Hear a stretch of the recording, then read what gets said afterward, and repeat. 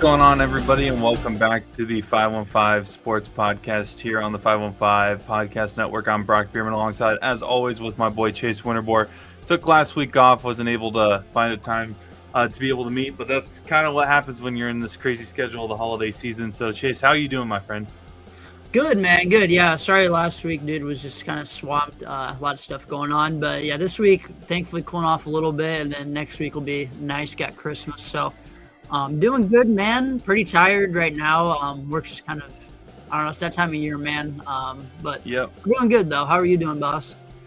Hanging in there, man.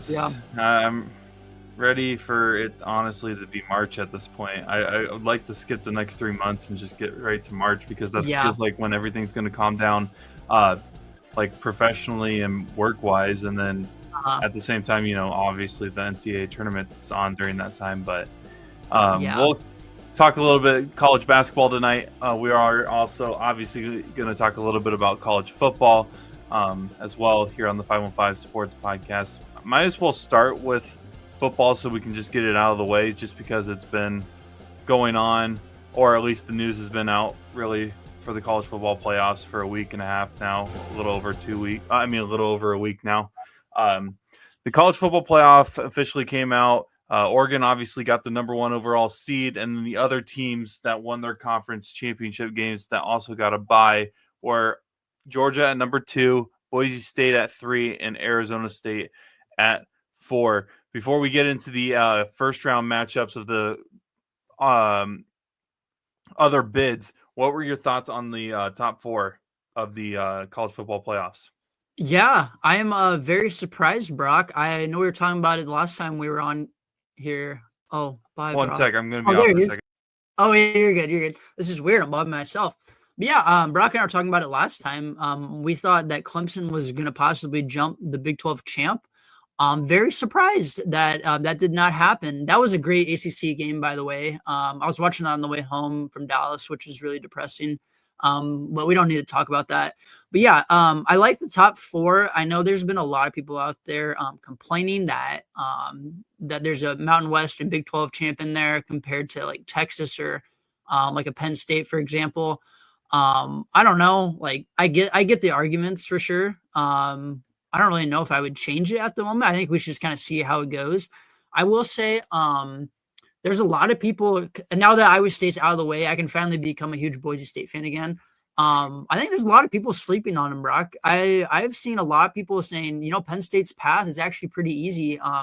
You get SMU at home, and then you get Boise State. I really think Boise State's legit, and especially we'll talk about the Heisman later, but I think that team's going to have a little chip on their shoulder too. So, I don't know. I would really love to see Boise win, like really quiet a lot of those people who were like, I don't think Boise should be top 3. So, I don't know. I like it. I think the top 4 is fine. I don't know. What are you thinking though, Brock?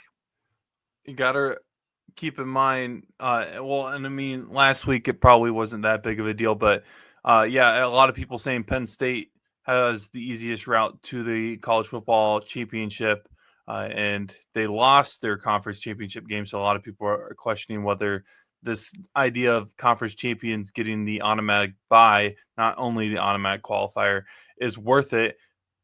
People need to now keep in mind, though, that Penn State doesn't have their second string quarterback anymore. Drew Aller is pretty much left out by himself, as I think his name is Bo Pribula or something. Their backup quarterback who has what was that? No, I said Bo Freeler. Oh, Bo Freeler, yeah. Just kidding. I think he has like 11 touchdowns to his name this year for the Nittany Lions. However, he has entered the portal, which brings up another conversation that we're probably going to have later on in this episode. So if Aller goes down for Penn State, it's not so easy of a route for Penn State. Wait, he entered the portal when they're a playoff team? Yeah, he's a second string quarterback. So the portal closes before the quarterfinal games start. Interesting. So he just said, I think he entered the portal realizing that his time or his opportunity to probably get to a team that will not only pay him but give him a starting position is limited, and so he had to enter now versus entering later after the season or after they're running the playoffs, because Quarterfinals, I think the trying to think, the portal closes a couple days before the quarterfinal games start. So I didn't even realize it closes. I just thought it was like you could just transfer whenever. yeah, it's a weird thing. Let me figure it out real quick. Yeah, man. Golly, dude. I think Commissioner It closes Rose on December 28th, 2 days before the quarterfinal games start. Please tell me they're gonna fix that in the future.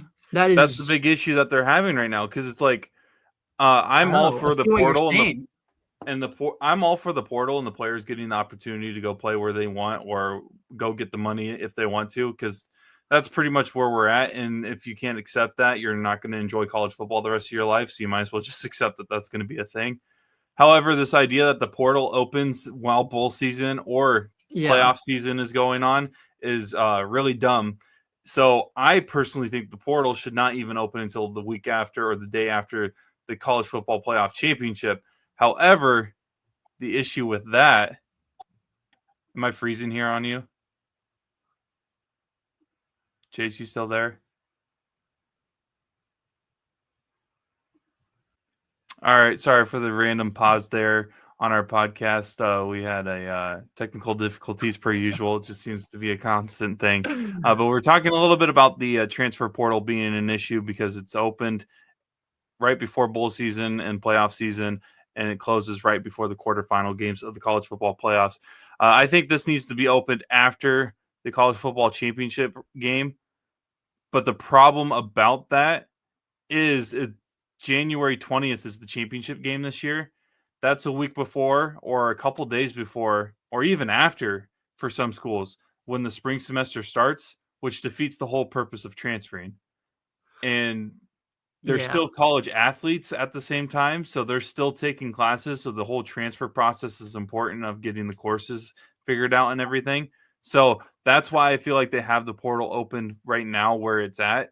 I don't know what they would need to do in order to make it work where there is no issues with the transfer portal affecting teams' rosters for bowl games and or the college football playoff. I will say the bowl game rosters may not matter as much as the playoff rosters, but still this idea that you need to enter yourself in the portal now because the spring semester is going to mess up everything. If you wait until later is going to be a big deal. And I don't know if that means you start the football season earlier, which is going to be weird if you've really started any earlier than it already is, or you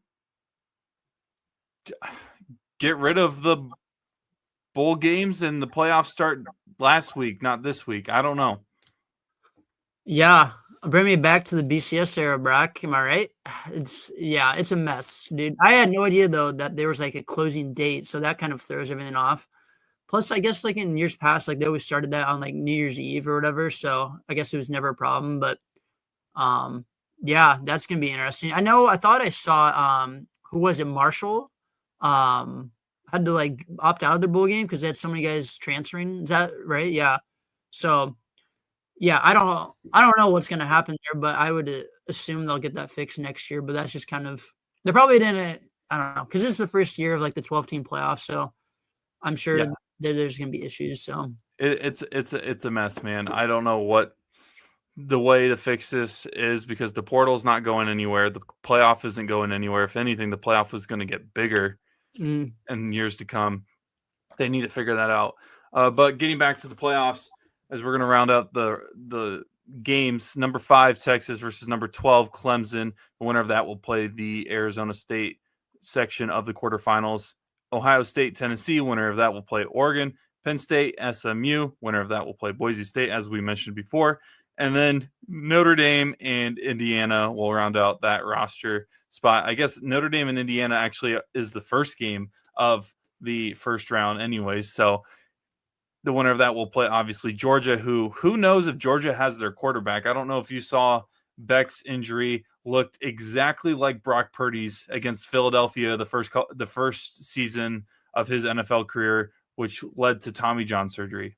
Yeah. Kind of funny you say that, Brock. We just had someone who started up at work last week, And she was like, "Yeah, I'm a Georgia Bulldog fan." And I was like, "Wow, what are the odds of that?" So I was like asking her a little bit, like if she knew anything, and she didn't really know a whole lot. But I think yeah, she was thinking too. It was probably that UCL, which is not good at all if you know anything about Brock Purdy's injury. So yeah, I don't know. I don't know if they're gonna have to start that freshman then or not, but that's gonna be below for Georgia. I know a lot of people make fun of Carson Beck, but like he's still a pretty solid quarterback. So that would be a blow, for sure. So we'll have to see what happens there. Yeah. By the way, though, so Texas is hosting, Ohio State's hosting, Penn State's hosting, Notre Dame's hosting. Ohio State, Penn State, and Notre Dame all have snow in their forecast for this weekend. That's crazy, dude. Yeah. Football weather, baby. Yeah, it's gonna be fun. I know. I'm looking forward to a lot of these games too, Brock. Like I don't know. We'll see how much of a playoff guy like I am. I still love the BCS era, but I think a lot of these games though, dude, like I don't know if I obviously don't work for Vegas, but I feel like we're gonna see at least one or two underdogs win outright. I don't know. I feel like some of these lines are a little bit ridiculous, but maybe that's just me.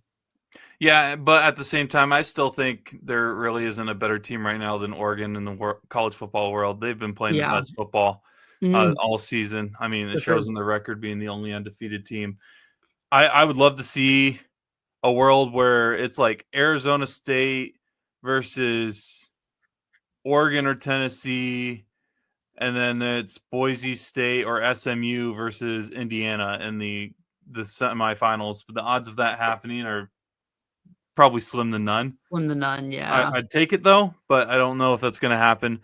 But we'll see what happens. I'm looking forward to it. I do think that a big Arizona State or Boise State will win. One of those two, I think, will win this game. Will win Yeah. this game, and I hope Yeah. so because if Boise State wins, it'll just prove that they belong there. And if Arizona State wins, especially if they win against a Texas team who a lot of people think probably should have been ranked higher if there wasn't this automatic qualifier, automatic bye for winning your conference. Arizona State would establish the Big 12 as a legit conference because nobody believes in the Big 12, even though they've had a couple teams play very close games against some really, really good teams in the playoffs. I'm talking to, obviously, as an example, Oklahoma, the year that they went to like 4 overtimes, it felt like against Georgia, that instant classic with Baker Mayfield. But, the Big 12 doesn't actually play any good teams or anything. They're not a relevant conference, according to most people in the college football world. Yeah. Yeah, I agree with that, Brock. I don't really like talking about the last game, but I think Arizona State's honestly a really solid team, even without Jordan Tyson. So I know obviously it's not going to be easy going up against either Texas or Clemson, but it should be a really good game though, regardless. I think a lot of people are probably going to just assume that Texas or probably not Clemson will cakewalk them, but Texas will. But I don't know, man. I could for sure see it being a close game. So. Yeah, we'll see what happens. You mentioned we've talked a couple minutes about, or a couple seconds about Arizona State. The fact that Cam Scadaboo wasn't a finalist for the Heisman Trophy still blows my mind. And the fact that, I guess this doesn't shock me, but the fact that Travis Hunter officially is now the Heisman winner is unfortunate for the world of college football. You know what? I've decided, he can have the Heisman Trophy, but the fact that he won the award for best wide receiver upsets me even more. Wait, he did? I didn't even know that. Yeah. He won the award for best wide receiver in college football. And if I Tell me how you really feel. I pull up the stats, Nick Nash from San Jose State was first in pretty much every major wide receiver category this year. That doesn't matter though, Brock. No. They didn't play anyone good, so it doesn't matter. 1,300 yards, 16 touchdowns, 13 yards per catch, 104 receptions. Doesn't matter. Yeah. That I know. Well, I thought I did see what is it, like Genty won like the fan vote or whatever. Yeah. So maybe it should be about the fans, not about the media. What does the media know? I don't know, Brock. I've been saying it for years now. I have no idea. They don't. Yeah, we got Reese Davis out here voting for. I saw like he's associated with Alabama or whatever. Yeah. Why does this guy get the vote? I don't know, dude. Yeah, it's a joke. So Plus, what was I gonna say too? Oh yeah. I was gonna say that at least the quarterback didn't win it. That's kind of been my thing over the years. That really makes me mad. But yeah, still unfortunate to my boy Ashton putting up. I think it was like the second most rushing yards ever in college football, but it doesn't matter because he played a bunch of terrible teams, I guess. So he probably would have won 8 or 9 of the last 10 Heisman trophies. Yeah, if he wasn't in this class with Coach Prime. Not yeah, Travis Hunter. Travis Hunter is a great player, but with Coach Prime, that was it's a popularity award. So yeah. Let's switch over to college basketball. Bracketology. Joel Lenardi just released his updated oh shoot, dude, bracket, really? Oh, heck and yeah. he has 3 SEC teams as number 1 and 1 Big 12 team at the number 1 spot. That one Big 12 team being Iowa State. He has 13 SEC teams making the field this season, which is by far that would break the record for most teams to ever make an NCAA tournament, which begs the question, have they surpassed the Big 12 and then some for the best basketball conference in the country? Yeah, that's the central question, Brock. Sorry, I'm just looking at this bracketology. I didn't know this was out. 3 number 1 seeds. I got a feeling that is going to change. But yeah, I currently think they probably are, Brock. I mean, heck, I'm watching this Florida North Carolina game right now, and I mean, Florida, what are they? Probably like the 5th, or they're not even like top 3 best team in the SEC, and these guys are like ranked 7. So, yeah, I think the SEC probably top to bottom is the best. Which is kind of crazy because obviously, like growing up, it's usually only just been like Kentucky, and then like you'd have occasional teams like come in here and there. I know Tennessee's been pretty solid recently, but just like I remember growing up, dude, it was always Kentucky. That was kind of about it. Like everyone just looked forward to playing Kentucky, but now I mean, you have all these teams, and shout out to Nate Oates, Rick Barnes has done a great job. I know Tennessee is on our list for Do Not Trust in March. But Rick Barnes is doing a great job. Bruce Pearl. We can talk about Auburn a little bit. I think Mark Pope's going to be doing a great job at Kentucky. But yeah, I would say top to bottom though, Brock. I think for sure probably the SEC at the moment. I've kind of been disappointed in the Big 12. I won't lie. Kind of that Big 12 Big East challenge. I know the Big 12 won, but I was kind of hoping they would have won by more than like 1 game. Yeah, I don't know. What are your thoughts? It sucks saying that the SEC has the best basketball conference in the country. Yeah. Also funny how much the ACC has just continued to fall year after year. I know, after dude. literally for better half of our lifetime being the conference probably outside of the Big East in terms of the best conference for college basketball. Even the Big East is kind of shooting back up there in relevancy, slowly but surely. Tennessee barely snuck out a win against Illinois. I watched that game on Saturday, and man, Illinois had the game handed to them.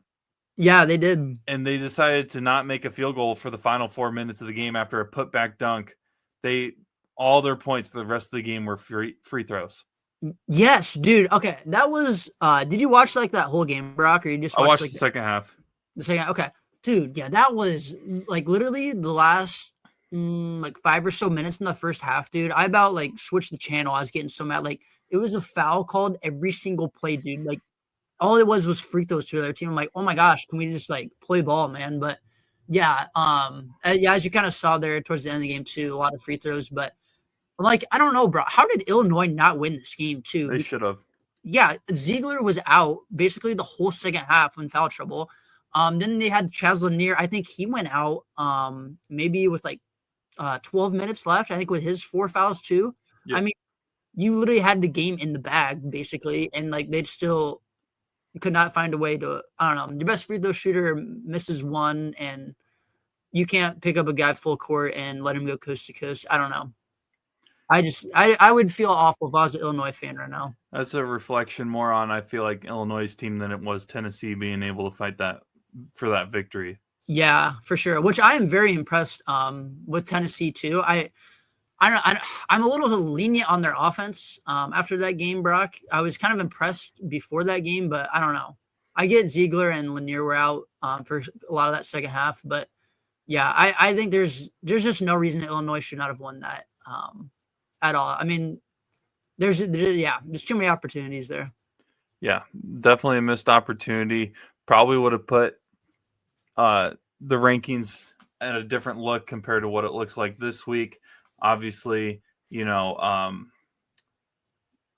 Tennessee's still number one. Auburn probably would have moved up to that number one spot if Tennessee would have lost that one. Maybe even Iowa State. Iowa State probably would have even gotten some first place votes if Tennessee would have dropped, which would be one of the first times, if not the only time, Iowa State has ever received votes for first place. I don't know if they ever have. I don't think so. But then you look at the other teams in the top 10. Kentucky, again, we talked about it. They utilized the transfer portal, which is not necessarily what Kentucky's been known for in the past couple decades, just because Calipari has never been that person to utilize the portal. Yeah. And it's benefiting them so far. They're 10-1. They don't seem to be a terrible team whatsoever. Clemson obviously did give them their only loss, but Clemson lost to a Memphis team that Memphis has kind of surprised a lot of people this year early on. Yeah. Did you watch any of that game by chance, Brock? Yeah. I did. I was very I don't know if I can say his name on here, but I was pretty impressed with Tyrese Hunter now. Ever since he got out of the Texas Longhorn uniform. It's funny how much I like him when he's not wearing that burnt orange. Yeah, I know, wearing that garbage. Yeah. I'll give it to him, man. He played a heck of a game, dude. I was low-key impressed. And yeah, that Memphis team, dude. I know a lot of people were bashing on Penny. I think I was probably one of them in years past, but I think he's got a nice squad this year. They're playing really well. It seems like they get after you on the defensive end too, which I know has kind of been a struggle in the years past. So I don't know. I think Memphis could be a sneaky good team here in the American for sure.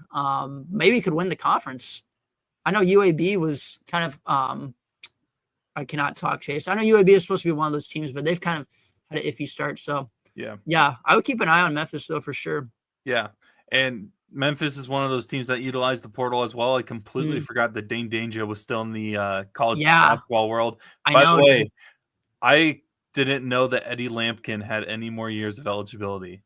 I was watching Syracuse, and I was like, is that Eddie? Is that Eddie? Yeah, I know, dude. I was watching that game when they're playing Texas, and I literally had no idea. And then, the crowd was all chanting Eddie, and I'm like, oh, yes, this guy's so back. Cheeseburger Eddie's still around. Yeah. But this has been a great start to the year. I'm not going to lie, though. You know how much I'm kind of I cheer for UConn pretty much every year for basketball. Knowing me, Kemba Walker is one of the guys that got me really into basketball. And so I always have a soft spot for UConn. And I think Hurley's a great coach, but I'm not going to lie, he's starting to get on my nerves a little bit. Yeah, he is with a lot of people. And I think he's a literal psychopath. Yeah, he is, dude. He's a psychopath for basketball, man. It's crazy. He's got that competitive gene, which, I mean, again, this is not me complaining about him, because anyone that wants to be great has to have this gene. Kobe Bryant had it. Michael Jordan had it. LeBron had it. To be a competitor, you want to literally beat everybody and everything that you can possibly can. I swear he probably fights with his family over the smallest little things competitive-wise, which I don't blame him, because that's what it's like being a competitor. But, man, some of those games, it's hard to watch him on the sideline, because it's like, man, chill out for like 3 seconds. Yeah, Kobe Bryant was the same intense competitor, but he wasn't freaking out over the littlest of things in the world. Like, I swear he's going to have a heart attack someday. Dude, he probably is, actually. Yeah, I know. Did you watch most of that game Saturday night? Yeah, I know. I was dying, dude, when he was like smiling there towards the end and put his arm like around the ref. I was like, oh my gosh. I'm surprised he didn't like get a T for that or anything. I know. If I was the ref, I'd be like, get off me, man. But amen. They were able to, obviously the Huskies were able to get a good win. 77-71. Yeah, I've been pretty impressed with them. I know that I think is Samuel, I think his first name, Johnson, or their center. Hopefully he'll be okay for them. Yeah, I know he went out with a tough injury there. He fell pretty hard. So I was really impressed with him. I wasn't sure how good he was supposed to be this year, but like in that first half, I was like, oh my gosh, like he was all over the place. So Hopefully he'll be healthy going forward for them. But I'm impressed with UConn, man. They bounced back. I was a little worried after Maui not winning a single game, but as Dan Hurley said, I was probably one of the people with the shovels and was burying dirt all over him. So I'd like to apologize. But yeah, I don't know, Brock, if you did though see, I'm sure you probably saw that stat everywhere where they were saying, I forget like which week it is in the AP poll, but if you're like not top 12 and like, yeah, you know what I'm talking about, like the past 20 or so years. If you're not in the top 12, is it 12? Yeah, yep, that's what I saw. So you don't win the national championship. Yeah, I know a lot of UConn fans were not happy about that, so we'll see what happens. That was so it would have been based off of last week's rankings, right? Or this week's. Mm-hmm. So last week's rankings. So if you go off of last week's rankings, let's see here. I'm gonna pull it up. Yeah. Oh, of course it's not gonna load. Why? See what I can do, bro. Why is ESPN's so terrible? I don't know. We could talk about that the rest of the podcast. AP basketball poll. Can I change the weeks? Is it week 6? Yeah. The week 6 poll. And then AP's trying to convince me to donate. Yeah, so top 12. If you go off the top 12, here, let me just pull it up here on our stream. Sure, man. Yeah, you want to share that? Yeah, there you go. Look at that. There we go. So just going off of the top 12 teams that could potentially win the national championship or are title contenders because of the trends of the top 12 winning the national championship for how many straight years? Tennessee, Auburn, Iowa State, Duke, Kentucky, Marquette, Alabama, Gonzaga, Florida, Kansas, Purdue, and Oregon.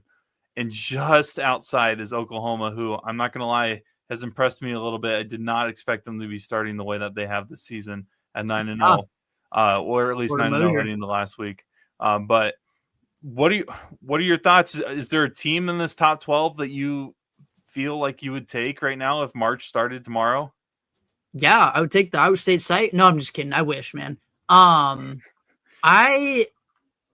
don't know, man. I hate being a square dude, but like, I think this Auburn team is freaking legit. And it still makes me mad, man, that we blew that game against them. Like, I get Auburn's obviously the best team in the country, but dang, man, I really wanted that one.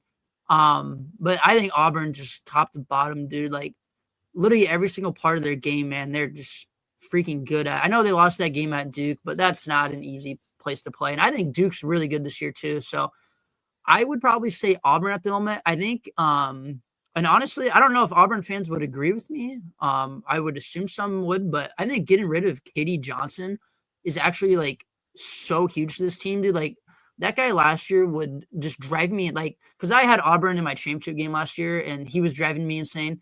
But this guy is just a psychopath with like the ball. You never know what he's going to do on offense, and he's just a freak on defense. So I think him transferring out to, I think it was George Mason, I want to say, and bringing in like a couple of those freshmen. I think that Pettiford kid, I don't know if you remember him from the Maui game, Brock.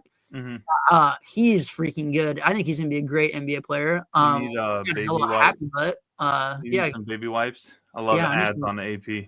Yeah, or those were diapers. Those weren't even baby wipes. Love ads. Yeah, we love ads. Yeah, I'd probably say Auburn at the moment. Which I don't know. It could change, man. It's a long season, so I don't know. What are you thinking? I mean, I don't want to be biased, but I really don't know why. I don't know why I wouldn't want to pick Iowa State right now. The clones, baby. Yeah, the clones. Dude, the thing that I felt like have brought Iowa State down the last couple years is their post play, because they had some great post defenders and some great finishers at the rim in terms of like just dunking the ball. Shun and Rob Jones had some huge contributions to those teams, whether people want to admit it or not.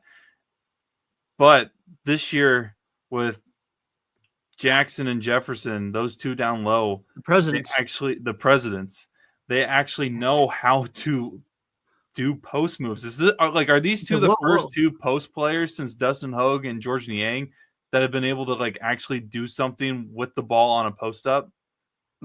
Probably, dude. It's been a long time, I feel like. We've been through Beverly's, we've been through Bowie's, we've been through Holden's. It's been a while since we've I saw that the other day. Happy late birthday, Merle Holden, man. Iowa State legend. It's been a while since Iowa State has had a post presence that's like worth like you have to like scout for. Yes, basically. Yeah. I know. And I think, yeah. Keep going, bro.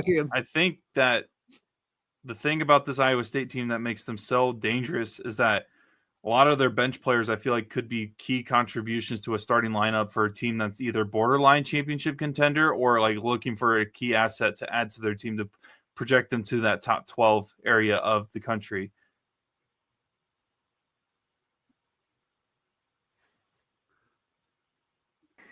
Sorry again, more technical difficulties here on the podcast, but Iowa State's bench is just really good. Nate Heise has been performing really well the last couple of games. You got probably the best six-man player in the country in Curtis Jones, GE. And then then I sent you a text when we were talking about during the Iowa game. We got a point guard that a lot of Iowa State fans are probably upset hasn't been performing as well when you look at the stats and numbers every game this season. But Tamin Lipsey has been doing amazing stuff for Iowa State. That's not necessarily showing up on the stat sheet, but impacts-wise has been huge for Iowa State this season. Yeah, I know. Yeah, we were texting a little bit about that, but and it was good to see Tamin the past couple of games now getting in double-digit scoring-wise. But yeah, man, I can't even really be mad at the guy. Like, he has a banged-up shoulder. What do you want him to do on offense? He's still out there balling on defense, doing his thing, making those hustle plays, literally like rolling his ankle there at half court at that Iowa game for us. But yeah, I don't. Plus, like, the thing is too, Brock, like we haven't really even needed him on offense. Like, there's so many different guys, and now that, like you mentioned, we got post players who actually like know how to do post moves and be comfortable with the ball. It's like we really haven't necessarily needed him on offense. I know Keyshawn the past couple games hasn't looked great. Or I guess my bad. Sunday he was pretty solid, but like the Iowa game wasn't really great. But then you got guys who can step up, So yeah, that's I don't know. There's just like so many guys on this team I just feel so comfortable with. Like there's no one out there like I would say who gets the ball and like get the ball out of their hands like right now. Like literally I feel comfortable with any single person having the ball out there, which is not a thing that I could say in a lot of years. So yeah, I think I don't know, Brock. I'm really giddy about this team. So yeah, Iowa State obviously signed TJ Otzelberger to an extension through 2032. Literally today, as we're recording here on a Tuesday. We'll see what happens there. Obviously, you still have teams in the top 12 that are really familiar.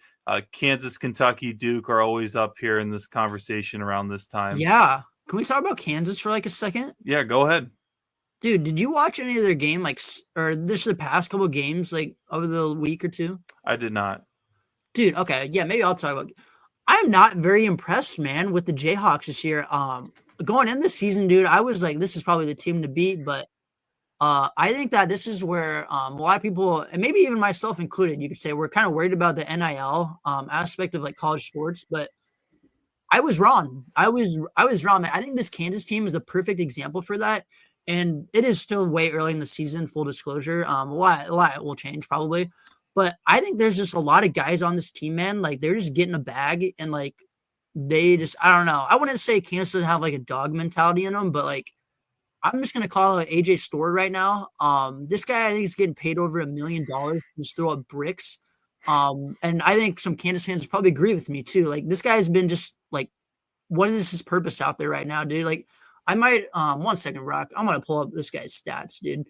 Like this guy was a really good player at Wisconsin. I think he was at St. John's before, I want to say. And like really sought out transfer. This guy, I guess he is averaging like 7 points a game. But if you actually like watch the games though, man, like there's so many times where like they need a big shot or he's just wide open and he's just throwing up clanks. I don't know. I've been really disappointed with him and also Rylan Griffin.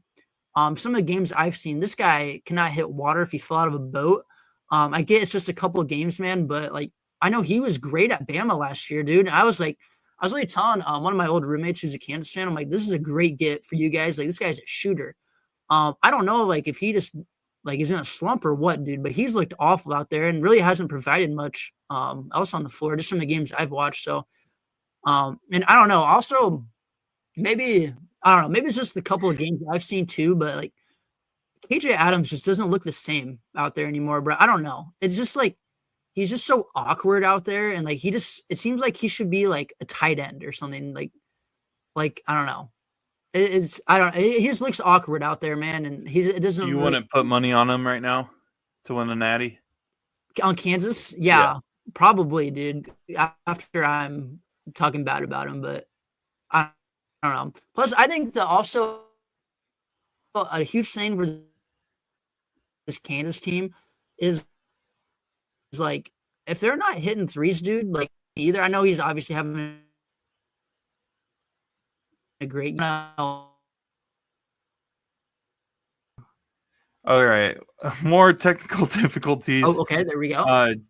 Chase has turned off his camera now because he's having some Wi-Fi issues. He was talking about DeJuan Harris and the struggles just overall of Kansas. Chase, if you want to pick up from there, go ahead. Oh, no, yeah. I was just going on my rant. But, yeah, I just feel like if he's, like, I don't know. I know he hesitates so many times, just, like, on whether he's going to shoot a three or not. Like, and I know this past game, NC State, he played a lot better. And, like, it looked like he was comfortable shooting behind the three. But I don't know. If he's just, like, hesitating, man, teams are just going to go underneath that screen. And it's going to be impossible because he is so good in the pick and roll.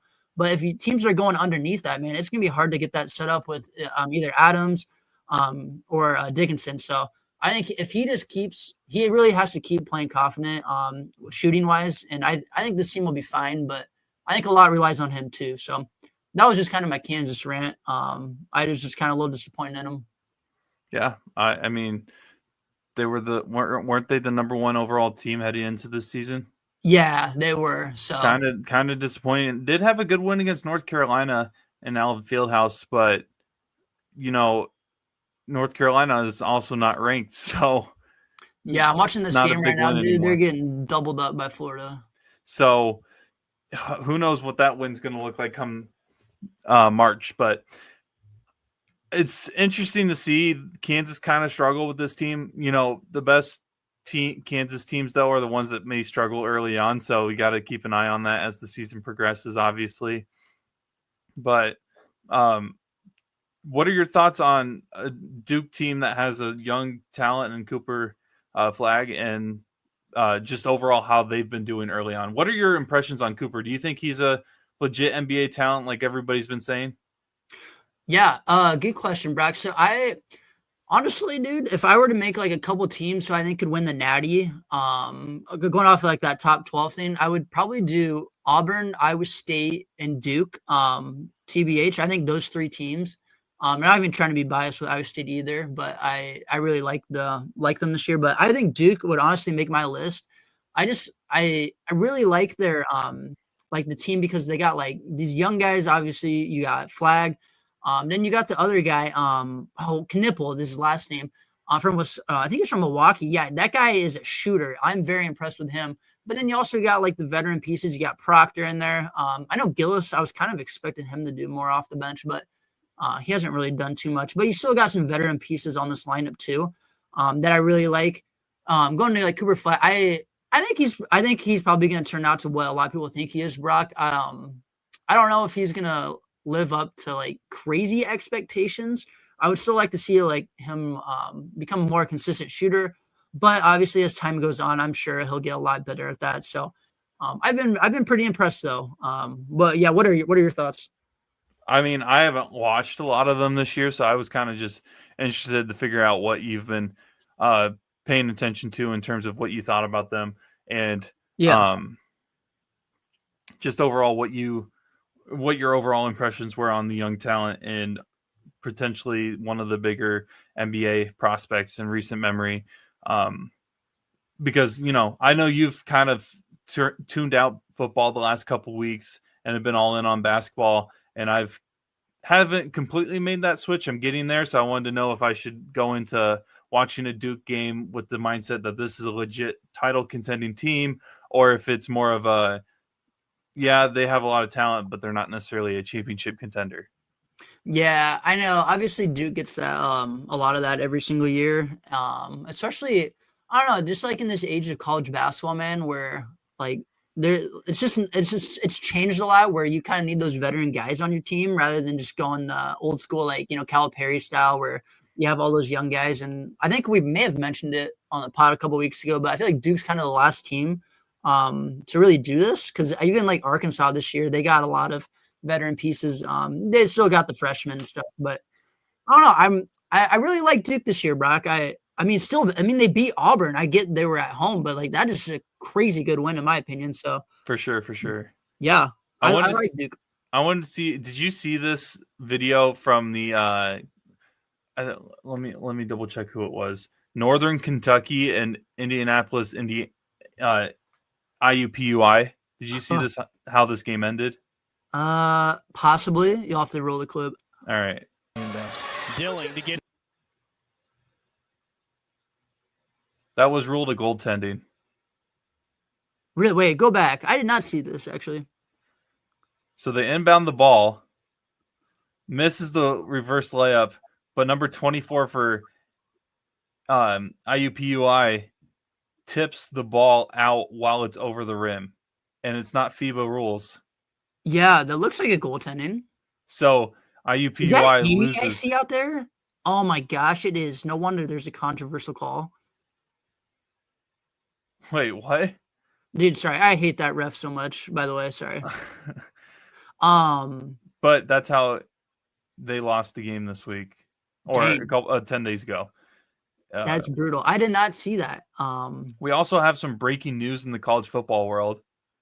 Oh, okay. Was this live? This is live as we're recording here. Former Atlanta Falcons and Philadelphia Eagles quarterback Michael Vick has been hired to take over FCS program Norfolk State as head coach. Wow. Okay. So another former NFL star is going into the the college football world as a head coach. He was rumored to take over Sacramento State at one point, and Sacramento State is jumping into the FBS level, I think, in the next couple of years, or actually next year. Can't remember exactly what it is, but they have a huge NIL investment, at least for the football area, and as well as they're investing big time in this like huge stadium in terms of a smaller conference, huge stadium, if that makes sense. So it's interesting to see that Michael Vick is actually going to Norfolk State over Sacramento State after being rumored for that job in Sacramento. Sacramento State has a huge NIL collective, basically. That's what I've seen from, social media. Obviously, you can't take everything with social media as fact, but I've seen stuff about their NIL program has been one of the better in terms of like a smaller school. So what are your thoughts on former NFL guys, and more specifically more of the not entertainers, but that's a weird way of labeling Michael Vick and Deion Sanders, because they were actually really good athletes, but just the overly enthusiastic type getting into the coaching world.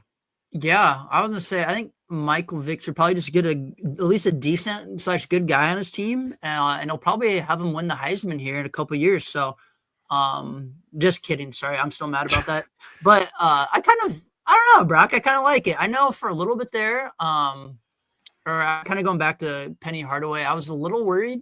But I don't know. I'm liking his team this year. I know we just talked about him, but I think it's kind of turned out well. Obviously, for Coach Prime, they had a solid year. I know. Sorry, Brock.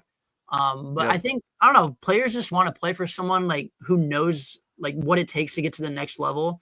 And I don't know. I don't really, because I've never really been like in the locker room, so I can't really say anything. But I think it's pretty good for the sport too that these guys are like sticking around. Yep. And obviously, playing and coaching is completely two different things. I don't think I could ever coach because I don't think I'd be good at it. But I think that's just two different things. So I don't know. It's not a guarantee because obviously, who's the guy I'm thinking of? Trent Dilford from UAB. Yes, actually, that is one. That was not who I was thinking of. But yeah, like example is like that. Like it doesn't always turn out well. So it's not like a guarantee. But yeah, I don't know. I like it because then I feel like a lot more people pay attention to like that program too, and I don't know, it just makes it exciting. So I think the Sacramento State's NIL program is called SAC 12. They have a goal of $50 million in NIL stuff. Holy moly. And they have already 35 mil. Sheesh. This is confirmed. What?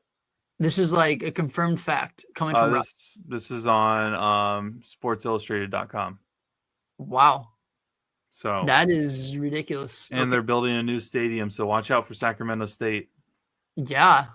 Yeah, like I said though, bro, NIL isn't everything, but that is kind of crazy though. It does help though when you're a small school. It does help. You're in a small school and a small conference, so maybe it'll help them try to, especially when you're making that jump to the FBS level. Or let me confirm that they're making a jump to FBS level. Because I think I saw something that they were. But that's cool. I can't remember for sure. What's their nickname? Do you remember? Is it the Hornets? Yes. Yes. So here we go. Yep, the university is planning on moving to the FBS level. Wow. All right. I feel like we've seen a lot of that recently too, man. Yeah, and I mean with the growing of the college football playoff, because I feel like the playoff is going to grow more in the next couple of years. I think it's going to just be the top 24 teams are going to make the college football playoff at some point.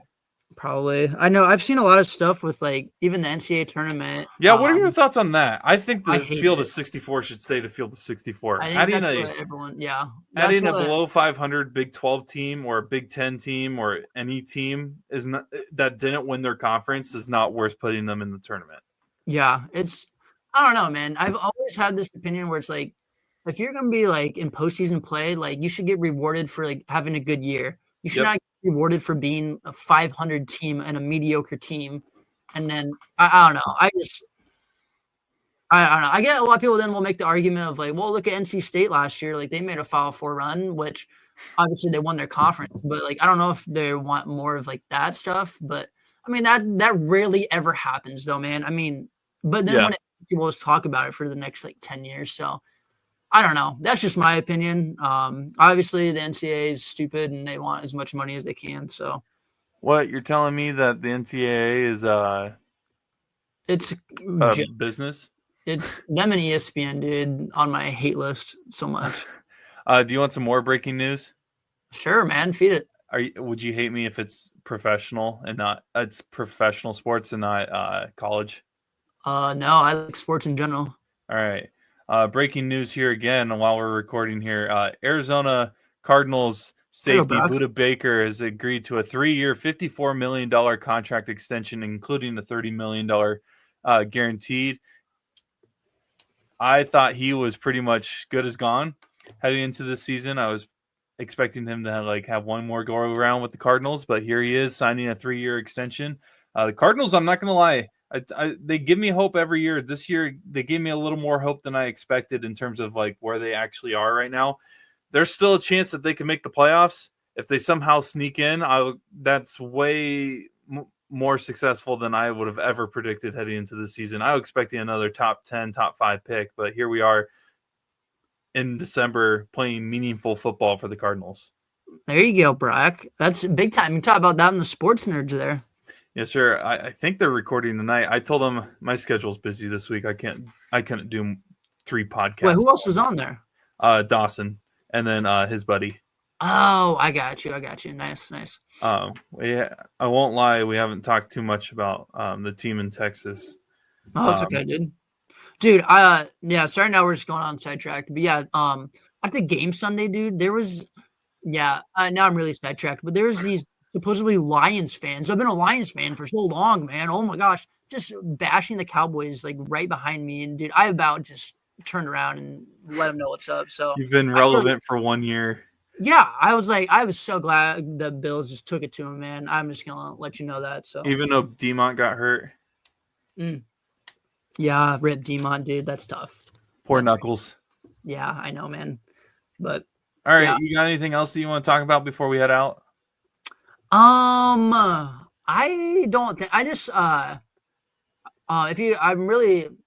cannot talk at all. Sorry, Brock. If you did not have a chance to watch the college basketball game Saturday, I feel sorry for you. There were so many good games. Shout out the Dayton Flyers, man. I think that they're probably the best mid-major team out there currently. I'm sorry, Drake. I know Drake's going to be in a good one tonight against K-State, starting at 7 o'clock on ESPN+. Drake could work their way into the top 25 if they win. If they win, yeah. I think them and Dayton, very impressed with both of them. But yeah, I'm just kind of ready for conference play now at this point, Brock. I know some conferences, I guess, have already started conference play for basketball, but yeah, it's almost time for conference play and kind of get to the good stuff. So, and then, yeah, hopefully playoffs turn out well this weekend, man. Yeah, I mean, the college basketball slate specifically is not necessarily amazing this weekend. I mean, Auburn and Purdue will feed families, but outside of that, there's some ones that could be interesting, but I would never go out on a limb and say which ones are going to be good. I mean, Ohio State, Kentucky maybe could be entertaining to watch.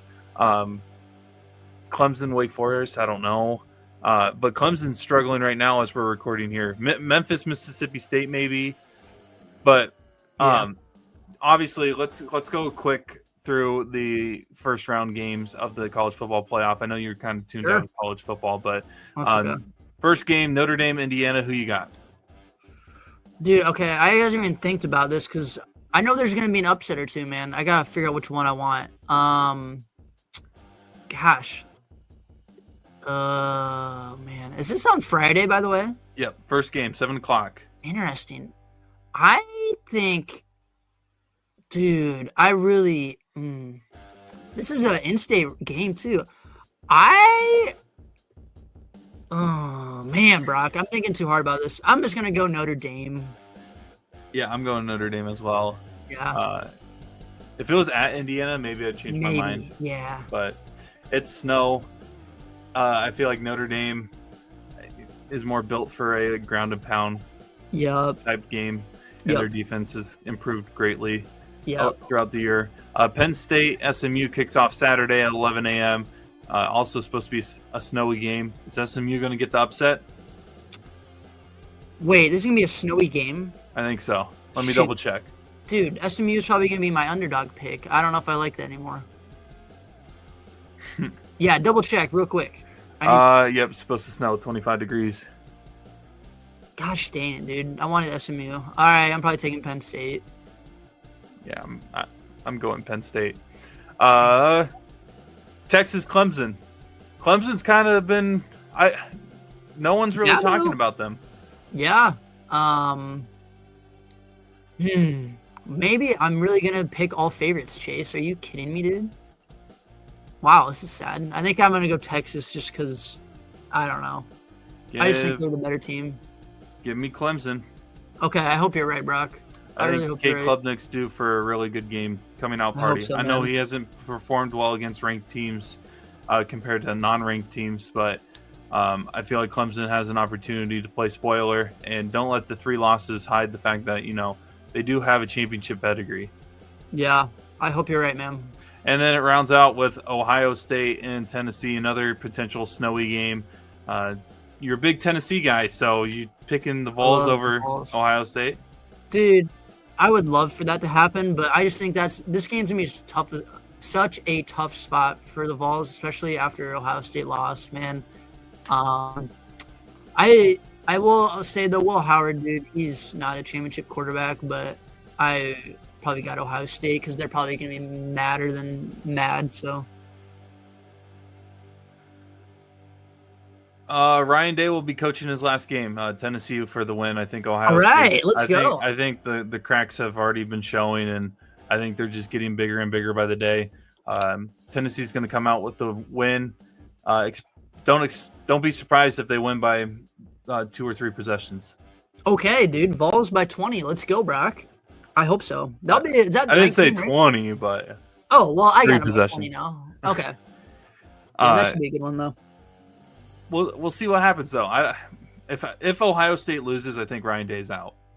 Oh yeah, for sure. And if they get embarrassed too, if they get embarrassed at home in the college football playoffs, oof. See you, buddy. Yeah, I would agree. Maybe they can get Kurt Herbstreit to coach there. Dude. Yeah. No comment. Maybe get Dion. Yeah, then you'd really hate Ohio State. Oh yeah. Like the ammunition would be completely filled. All right. Any final thoughts before we sign off here? No. I got nothing, man. All right. Hopefully we can figure out the technical issues before next episode. We'll probably be off next week because Christmas. But make sure to tune into our other podcast. We'll have a Hardwood Convos podcast out actually probably around Sunday evening, if not Monday morning, previewing Christmas games and just overall NBA talk. Chasey missed out on a good conversation about Jimmy Butler and the trade rumors that have been swirling around the NBA. But God. Hunter will get me caught up. Oh yeah, Hunter. I can just tell, especially if the Bucks keep doing what they're doing, he'll be excited for our next episode on the Hardwood Combos. So for Chase Winterbore, I'm Brock Bierman. We are the 515 Sports Pod crew here on the 515 Podcast Network. Make sure to like, subscribe, and follow us wherever you get your podcast, social media, or whatever you consume media-wise. Leave a rating. We appreciate all the support that you guys give us on our podcast. I was looking at our Spotify Wrapped, and we were in the top 10 for 11 or 12 different top 5, I think. Top 10 or top 5 and 11 or 12 listeners. So we appreciate your guys' support here on the 515 Podcast Network. So we'll be back next week to talk some more college football and college hoops. Until then, enjoy the games, and we'll see you next time.